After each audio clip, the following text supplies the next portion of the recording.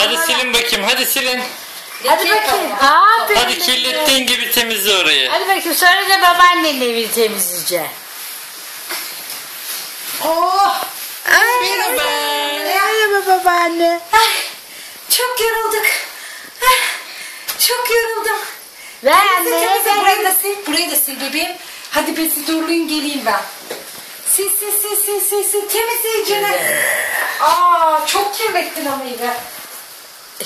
Bu elini. Hey. Öyle. Bir de el salla babaanne. El salla babaanne. Öyle. Hadi hoşça kal.